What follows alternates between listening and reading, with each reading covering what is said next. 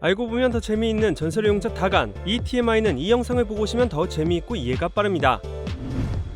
八重に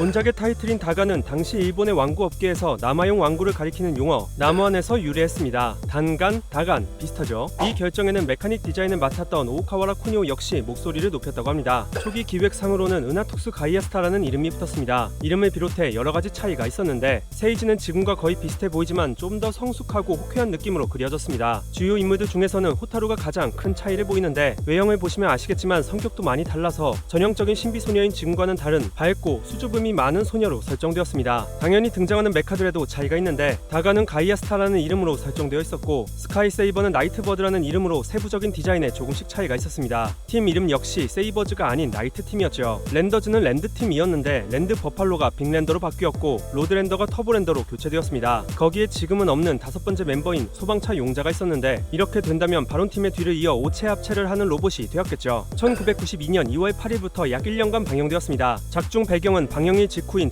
1993년으로 용자 시리즈 중 가장 앞서 있죠. 참고로 그 다음은 1995년 배경의 황금 로봇 골드런, 가장 늦은 건 용사 특급 마이트가인입니다. 뭐 어차피 다간부터는 작품 간의 연계성은 없지만요. 본작은 엑스카이저를 보던 아이들이 썬가드를 보고 이후에 다간을 이어서 볼 수 있도록 그에 맞춰 목표하는 시청 연령대를 한 번 더 끌어올리려는 시도를 하게 되었는데 그에 따라 스토리 전개 방식이 한 회차에서 이야기가 마무리되는 것에서 여러 화들이 연속성을 띠는 것으로 극을 관통하는 테마 역시 어린아이들이 쉽게 공감할 수 있는 단순한 권선 징악에서 당시 큰 이슈가 되었던 자연보호로 바뀌었죠. 이에 따라 용자들 역시 우주에서 온 생명체에서 지구의 소신이 되었습니다. 지구가 평화로울 때는 영혼 상태로 용자의 돌에 잠들어 있다가 지구가 위기에 처해 올인의 기운을 받고 깨어나면 주변에 탈 것에 용자의 돌이 깃들어 육체를 얻는다는 설정이죠. 만약 주변에 용자의 돌이 깃들 만한 물체가 없다면 계속 돌 상태로 머무르게 됩니다. 이런 설정이다 보니 엄밀히 말해 로봇이라고 부르기는 좀 아리까리한데 어쨌거나 기계에 깃든 건 맞기도 하고 스스로를 로봇이라고 부르기도 하니 어쨌거나 로봇이 맞긴 한 것 같습니다. 성별의 공격 계획이라고 적는 세상이 왔으니까요. 원작에 등장하는 아이템 올인, 지구의 분신으로 보이며 용자의 돌을 깨우는 것과 합체 명령 역시 이걸 통해서 하죠. 얀차 역시 같은 물건을 가진 걸 보면 다른 행성에서도 이와 같은 유물과 봉인된 용자들이 존재하는 게 아닐까 하는데 작중 인물들의 추측에 따르면 용자의 힘이 악용되는 걸 피하기 위해 때묻지 않고 순수한 어린이를 자신의 힘을 넘기 대리인으로 선택하는 게 아닐까 싶습니다. 때문에 이 올인을 가지고 있다는 사실만으로 어느 정도 나쁜 놈은 아니라는 신원 보장이 되기도 합니다. 재미있게도 선택받은 자들의 정신을 유도하는 능력도 있는 걸로 보이는데 세이지 본인이 사리사욕을 위해 용자들을 이용할 때마다 다른 용자를 깨우거나 오보스 군단의 침략에 맞서 싸워야 하는 상황에 처하죠. 한국을 비롯해 중화권 국가들에서 큰 인기를 끌었습니다. 특히 한국에서는 썬과드와 더불어 용자 시리즈를 알린 작품이기도 하죠. 반면 일본에서는 그저 그런 시청률을 기록하며 상업적으로 크게 실패하게 되었는데 본작의 왕구 스폰서인 타카라는 썬과드 때보다 훨씬 큰 광고비를 지출하며 기대했지만 하필이면 동시기에 방영한 특촬물 공룡 전대 주레인저가 전대 시리즈 사상 최고의 매출을 기록했거든요. 또한 시청 연령대를 끌어올리려는 시도 역시 영향을 끼친 걸로 보입니다. 당연하게도 이런 용자들이 깃든 기계들은 전부 무단 탈취되었습니다.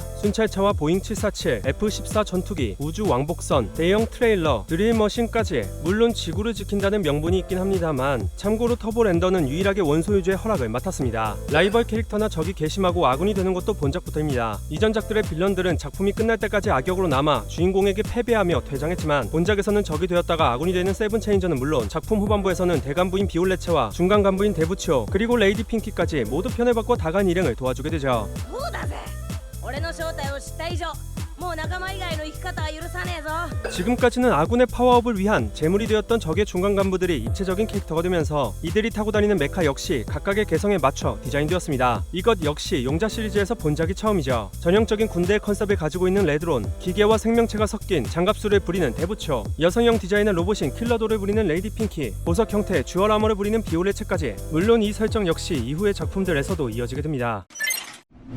야타베 카츠요시 감독의 용자 3부작 마지막 작품입니다. 다만 그가 직접 연출한 분량은 거의 없는데 완구 스폰서인 타카라는 썬가드에서 용자 시리즈를 끝낼 생각이었지만 선라이즈와의 합의 끝에 용자 시리즈를 이어나가기로 결정했고 야타베 역시 썬가드를 끝으로 용자 시리즈를 그만둘 생각이었으나 다간에도 어쩔 수 없이 참여하게 되면서 이에 따라 후배들에게 경험을 주는 쪽으로 진행했거든요. 원래 그는 엄마는 4학년이라는 작품에 감독을 맡고 싶어 했는데 때문에 본작에는 이와 관련된 오마주가 군데군데 숨어 있습니다. 승인 없이 합체를 못한다는 설정은 본작에서 최초로 도입되었습니다. 있습니다. 이후로는 모든 후속작들이 이 설정을 따랐지만 조금씩 차이는 있죠. K캅스에서는 모든 메카가 합체 승인이 필요하고 골드런에서는 그레이트 합체만 승인이 필요하며 다간과 가우가이거에서도 최종 합체의 승인이나 서포트가 필요합니다. 다만 마이트가 있는 설정이 조금 다른 만큼 서로 합체하기로 합의하는 쪽에 더 가깝긴 하지만요. 후속작들에선 합체 승인 이후의 전투 판단은 자체적으로 하는 반면에 원칙적으로 다간에서는 명령 없이 합체는 물론 전투 그 자체도 할 수 없습니다. 대표적으로는 스카이세이버가 처음 등장한 에피소드에서 다간이 엉망진창으로 얻어맞는 부분을 예로 들 수 있습니다. 다만 급박한 상황이거나 동료가 위기에 처했을 때는 자발적으로 행동할 수도 있는데 42화에서 다간과 세이지가 적에게 잡혀가자 세이버즈와 랜더즈가 이를 구하기 위해 스스로 출동한 부분이나 최종화에서 갈라지는 지구를 구하기 위해 랜더즈와 세이버즈가 직접 나서는 장면들을 확인할 수 있죠. 본작의 메인 빌런인 오보스의 정체는 끝까지 명확하게 밝혀지지 않았습니다. 시안만이 유일하게 오보스의 정체를 알고 있었던 걸로 추측되며 보통은 오보스가 행성 그 자체가 아닐까 생각하고 있죠. 다만 작품의 후반부에서 오보스의 모습을 비올레츠가 엿보는 장면을 보시면 오보스를 우리들과는 다른 차원에 살고 있는 괴물이라고 표현합니다. 때문에 별의 내핵이나 보라색 불꽃 같은 걸 보고 이렇게 경악할 일은 없으니 어쩌면 우주 너머의 장엄한 공포 그 자체를 형성한 존재가 아닌가 하고 추측하는 여론도 있습니다. 비슷한 예로는 크툴루 신화의 아우터 가시에 있겠네요. 오보스군이 지구를 침공한 주 목적은 행성이 가진 에너지, 본작에서는 플래닛 에너지라고 부르는 걸 탈취하기 위해서입니다. 이것이 분출하는 지점을 해방점이라고 하는데 총 5개가 있으며 하나라도 폭발했을 경우 화산 활동 등의 천재지변이 발생하게 되죠. 행성마다 총 5개로 지구에는 아프리카와 티베트, 남미의 아마존강 유역, 호주의 에어즈로, 마지막으로 일본의 미도리 가하마에 위치하고 있는데 이 해방점들은 모두 용자들과 관계가 있습니다. 아프리카에서는 가온, 티베트에서는 호크세이버, 호주는 드릴랜드와 빅랜더의 용자의 돌이 있던 장소이며 미도리 가하마는 다간이 깨어난 곳이죠. 마지막으로 남미는 스카이세이버가 세븐체인저에게 살해당했다가 부활한 장소입니다. 오보스군이 지구의 해방점을 찾아내는 데는 여러모로 시간이 오래 걸리게 되었는데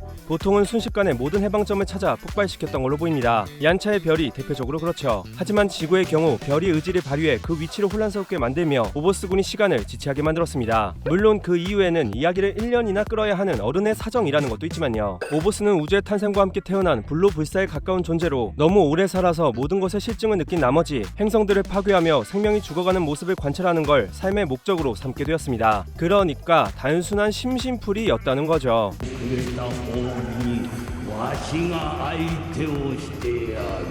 타노스가 손가락을 튕긴 것에는 이유라도 있었지 얘는 그런 것도 없습니다. 어쨌거나 행성 파괴를 즐거움으로 삼다가 우연히 전설의 힘이라는 걸 알게 되었는데 전설의 힘은 생명체가 존재하는 행성에서만 발현되는 신비한 힘으로 생명들이 자신의 별을 사랑하는 마음의 힘입니다. 얀차의 별에는 다음과 같은 구전이 전해졌는데 星と願いを共にせよ黄金の光集いきて新たなる道を照らすであろう 이 전설의 힘이라는 것은 그곳에 사는 사람들의 마음이 하나가 되어 소망해야 하기 때문에 발동하는 데는 충분한 시간이 필요하죠. 지구에서 전설의 힘이 발동된 것은 딱 3번으로 29화 그레이트 다간 GX의 합체와 42화 다간과 세이지가 오보스 별에서 탈출할 때 그리고 최종화에서 오보스를 격퇴한 때입니다. 오보스가 전설의 힘에 매달렸던 이유는 본인을 죽일 수 있는 유일한 방법이었기 때문으로 추측됩니다.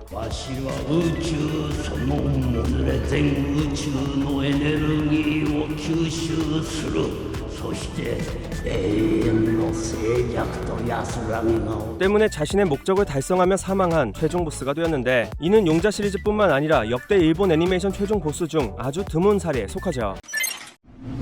기계 덕후인 오보스군의 중간 간부 레드론. 따로 발매된 드라마 CD에는 덕후인만큼 특이한 설정 하나가 붙었는데 전투가 없는 동안에는 아이들 장난감 가게를 배회하며 로봇 왕구를 감상하는 게 취미라고 합니다. 엑스카이저와 파이버드의 장난감을 보고 아름다워 라고 감탄하죠. 디자인이 유사하다 보니 눈치 못 채신 분들도 계시겠지만 레드론의 직속부하인 이 녀석 학자 로봇은 본작에 총 3대가 나옵니다. 완전히 부서진 다음 재조립되어 부활할 때마다 외관이 조금씩 바뀌게 되죠. 초대 학자 로봇은 7화에서 레드론을 구하려다가 공격에 휘말려 파괴되고 2대는 10화에서 레드론 기지 파괴에 휩쓸려 파괴되었으며 마지막 3대는 최종화에서 레드가이스트의 폭발과 함께 완전히 파괴되었습니다. 3대는 아무래도 레드론이 사이보그화된 이후에 부활한 것이다 보니 코믹했던 이전 학사 로봇들과는 성격이 좀 다른데 조금 더 전투적인 외관은 물론 회화 기능이 삭제되었고 팔로 인간을 붙잡거나 레드가이스트를 직접 조종하기도 하는 등 성능 역시 향상되었죠. 초기 설정에서 레이디 핑키는 닥터 옐로라는 여성 과학자였습니다. 지구 용자들에게 진 것으로 인해 비올레츠의 처벌을 받아 과학자로서의 지능을 몰수당하고 세이지와 비슷한 연령대의 쿠노이치로 개조되어 오린과 대립하는 캐릭터로 그려질 예정이었으나 이 쿠노이치 옐로가 호평받으며 지금의 레이디 핑키가 되었죠. 어른 모드의 핑키가 가진 금발 역시 닥터 옐로의 흔적이라고 할 수 있습니다. 초기 설정과 많이 달라진 간부가 또 있는데 바로 대부초입니다. 보시면 이렇게 날렵한 삐에로의 모습을 하고 있죠. 배나온 서커스 단장의 모습을 하게 된 이후에도 본래는 뚱냥이 모드라는 또 다른 형태로 변신할 수 있었으나 바보 같은 캐릭터성을 위해 이 설정은 삭제되어 현재의 모습이 되었습니다. ワイらみたいなもんにでも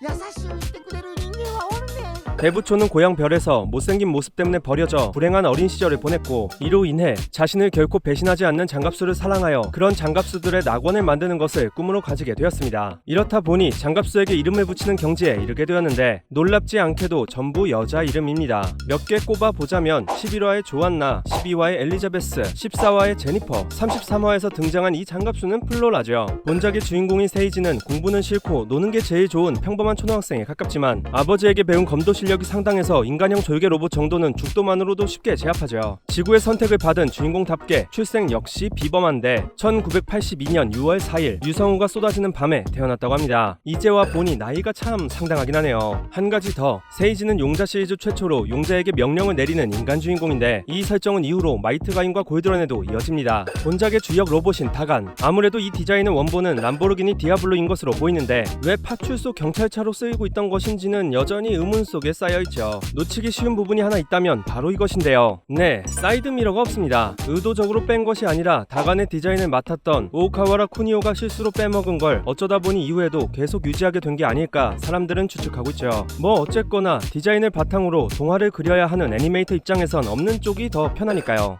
재미있게도 타카라의 DX 완구를 보시면 이렇게 없어야 할 게 아니 있어야 할 게 아닌가 어쨌든 사이드미러가 달려있습니다.